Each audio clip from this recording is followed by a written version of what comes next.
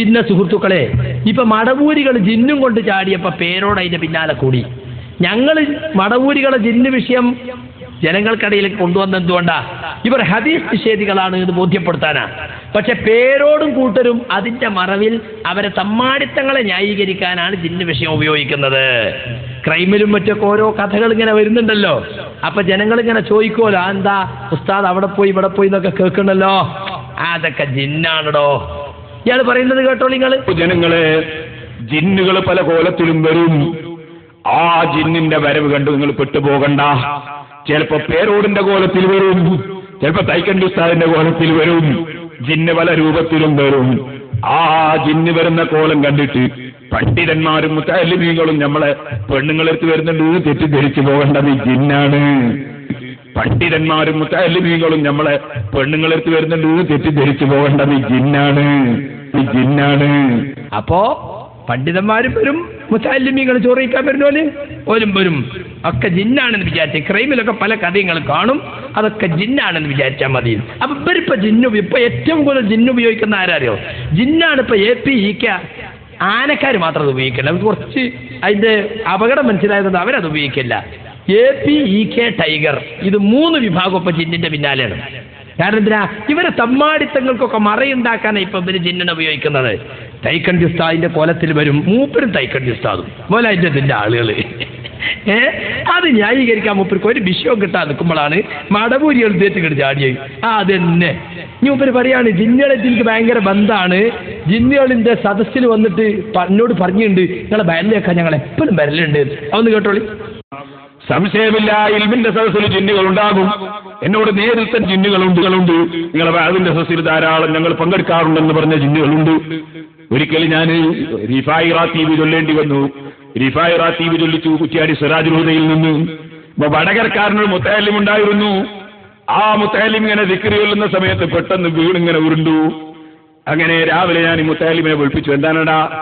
എന്നോട് പറഞ്ഞു, ഉസ്താദേ ദിക്ർ ഇങ്ങനെ ചൊല്ലിക്കൊണ്ടിരിക്കുമ്പോ കുറെ വെള്ളത്തിലേക്കും കിട്ടും കെട്ടിയിട്ട് കുറെ ആളുകൾ വന്ന് പേരോട് ഉസ്താദ് ഇപ്പം വരും ദിക്ർ ചെല്ലടാന്ന് പറഞ്ഞു. ഞാൻ ബോധം കെട്ട് വീടുപോയി, പിന്നെ ഞാനൊന്നും അറിയില്ല എന്ന് പറഞ്ഞിട്ട് എന്നോട് വിവരിച്ചു.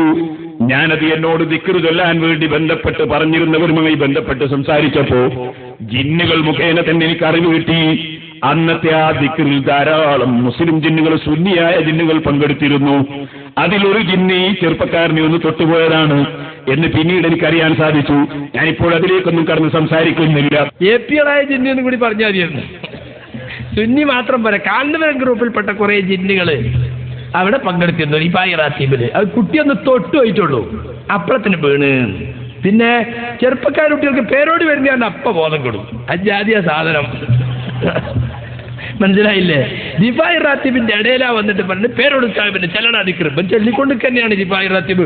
ഹൂ ഹൂ ആ ദിഫായി റാത്തീബിലെ ദിക്ര എന്താ? മുനാഫിക്കിനെയും കാഫിറിനെയും പിന്നെ ഖബറിലെ ചോദ്യ സമയത്ത് ഉത്തരം കിട്ടാതാകുമ്പോ അടി കൊടുക്കും മുൻകറിനും. അപ്പൊ പറഞ്ഞ വാക്കണം സിറാജുലിലൊക്കെ ട്രെയിനിങ് കൊടുക്കണല്ലോ, യാജാദികളിലൊക്കെ നോക്കണങ്ങൾ. അതിങ്ങനെ നടത്തിക്കൊണ്ടിരിക്കുമ്പോൾ ജിന്ന് വന്ന് ആ സുന്നിയായ ജിന്ന വന്നത് AP ഗ്രൂപ്പിൽ മെമ്പർഷിപ്പ് എടുത്ത ജിന്നുകളാ. മൂപ്പരെടുത്ത് ഇടക്കിടക്ക് വന്നിട്ട് പറയും നിങ്ങൾ ബാലനൊക്കെ നമ്മൾ സാധാരണ വരലുണ്ട് കേട്ടോ, ഇവര് വലിയ ആളാ, ഇപ്പൊ ജിന്നേറ്റ് വന്നുള്ള ആളാ, നോക്കണം നിങ്ങള്. മടവൂരി ആൾ എടുത്തിട്ടുണ്ട്, ഇയാൾ കഴിച്ചില്ലായിപ്പോ. ഇനി കുറെ പറയാണ്ട്, സമയമില്ലാത്തോണ്ട് ഞാൻ ചുരുക്കുക.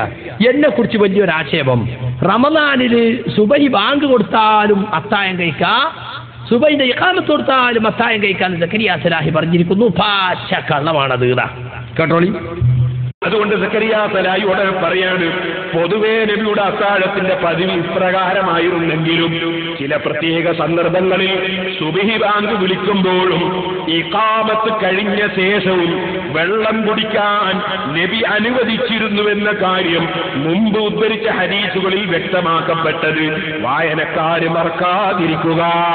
സുബഹിന്റെ ബാങ്കും കൊടുത്ത് ഇഖാമത്തും കൊടുത്തതിന് ശേഷം വെള്ളം കുടിക്കണം, അത് മറന്നുപോകാതെ വായനക്കാര് ചെയ്യണം.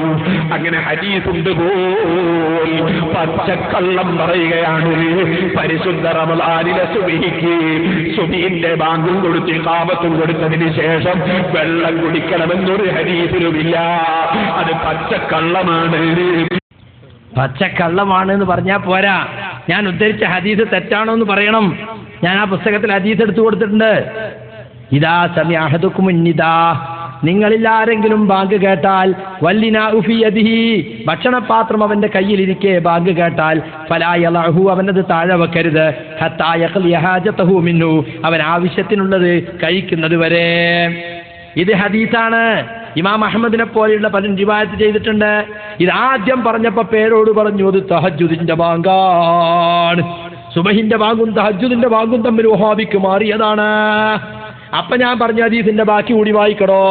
വകാനൽ മുഅദ്ദിനു യുഅദ്ദിനു ഇദാ ബസഗൽ ഫജ്ർ, മുഅദ്ദിൻ ബാങ്ക് വിളിക്കാറുള്ളത് ഫജ്ർ വെളിപ്പെട്ട ശേഷമാണ്, പ്രഭാതം വെളിപ്പെട്ട ശേഷമാണ്.